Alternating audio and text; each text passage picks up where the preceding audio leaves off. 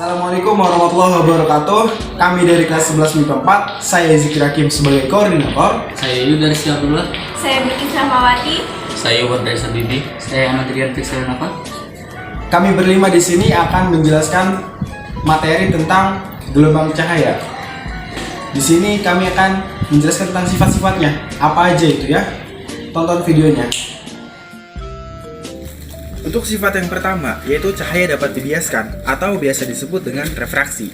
Refraksi merupakan perubahan arah cahaya datang yang merambat dari medium ke medium yang lain. Pembiasan biasanya terjadi karena adanya perbedaan indeks bias dan besarnya perubahan arah yang dihasilkan tergantung dengan indeks bias kedua mediumnya. Contoh yang paling sering ditemukan adalah pada sedotan yang ada di dalam gelas yang terlihat seakan-akan patah. Untuk melihat contohnya, tonton video berikut. Oke teman-teman, ini adalah contoh dari pembiasan cahaya atau refraksi. Bisa dilihat, pulpen ini seakan-akan terlihat bengkok gitu atau patah, dan yang bawah juga terlihat agak besar dibanding atas ya. Kenapa? Dikarenakan jalannya cahaya dari bagian pulpen yang berada di atas permukaan air dan dari bagian yang tercelup dalam air menempuh lintasan yang tidak sama. Cahaya dari bagian pulpen yang berada di atas permukaan air menempuh lintasan lurus dari bagian pulpen menuju mata. Sedangkan cahaya dari bagian pulpen yang tercelup dalam air menempuh lintasan yang telah dibelokkan karena terdapat dua medium berbeda yang dilaluinya, yaitu air dan udara dari bagian pulpen menuju mata. Mata kita menerima cahaya yang masuk dan otak kemudian mengolahnya. Otak menginterpretasikan cahaya yang masuk selalu menempuh lintasan lurus. Padahal untuk bagian pulpen yang berada di dalam air, cahaya telah dibiaskan. Dengan demikian, akan muncul gambaran dalam otak kita bahwa bagian pulpen yang berada di atas permukaan air dan bagian yang tercelup tidak berada di suatu garis lurus. Maksudnya bukan pulpen yang lurus gitu ya. Karena itulah pulpen akan terlihat bengkok atau bahkan patah. Hai guys, saya di sini akan menjelaskan tentang refleksi. Dan refleksi adalah peristiwa di mana arah rambat cahaya berubah yang disebabkan oleh pertumbukan cahaya terhadap medium tertentu ke arah asal cahaya. Contohnya adalah sebagai berikut. Contoh yang pertama adalah pemantulan cahaya teratur. Pemantulan cahaya teratur adalah peristiwa di mana cahaya dipantulkan dengan arah yang teratur. Hal ini dikarenakan cahaya jatuh pada permukaan benda yang datar. Contoh dari pemanfaatannya adalah kaca-kaca spion di motor ataupun cermin untuk bercermin seperti biasa. Yang kedua adalah pemantulan cahaya baur. Pemantulan cahaya baur adalah peristiwa di mana cahaya dipantulkan ke segala arah, dikarenakan cahaya jatuh pada permukaan benda yang kasar. Hal ini biasanya terjadi pada permukaan batu di jalan. Ini saya akan menjelaskan sifat cahaya yang mengalami pelenturan atau difraksi. Apa itu difraksi?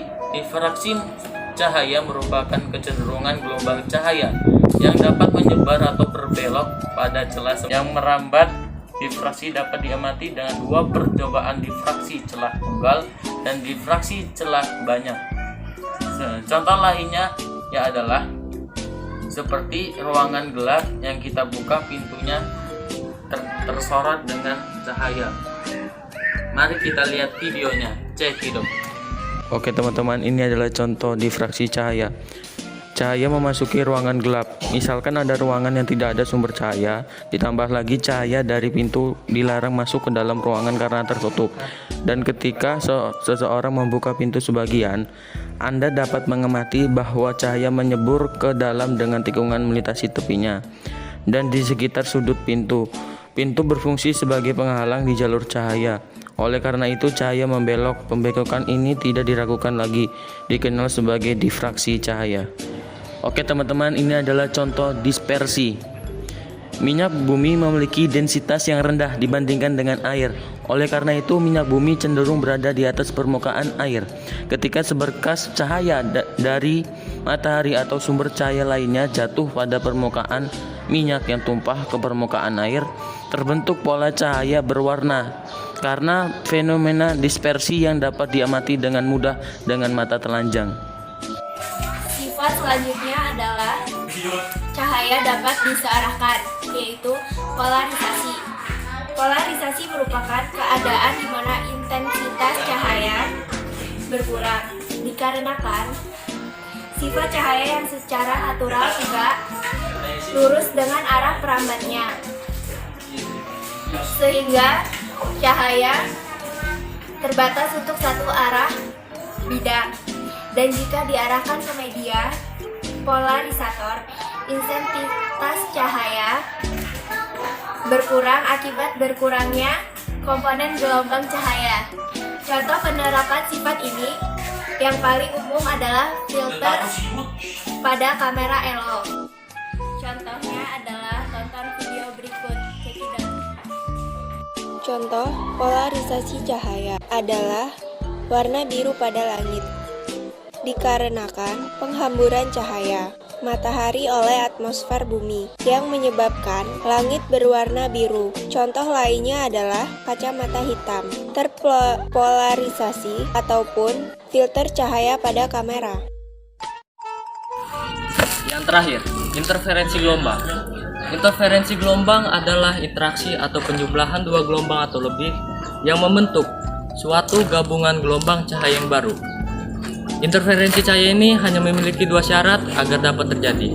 Yang pertama, sumber cahayanya itu harus koheren, yaitu fasenya tetap satu terhadap yang lain dan frekuensinya sama. Yang kedua, sumber cahayanya itu harus monokromatis. Monokromatis ini hanya memiliki panjang gelombang tunggal. Dan lihat contohnya. Cek itu. Untuk contohnya kayak gini. Pernah gak sih kalian melihat gelembung sabun yang tampaknya berwarna-warni? Nah, warna pada gelembung sabun bukan disebabkan oleh pembiasan, tetapi terjadi karena interferensi konstruktif dan destruktif dari sinar yang dipantulkan oleh suatu lapisan tipis. Adanya gejala interferensi ini bukti yang paling meyakinkan bahwa cahaya itu adalah gelombang.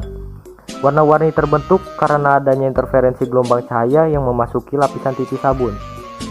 Karena cahaya putih seperti sinar matahari memiliki banyak panjang gelombang, maka sinar yang masuk ke dalam lapisan sabun dan yang dipantulkan oleh lapisan sabun itu juga akan mengalami pembiasan dan pemantulan yang tidak sama karena masing-masing panjang gelombang memiliki indeks bias sendiri-sendiri.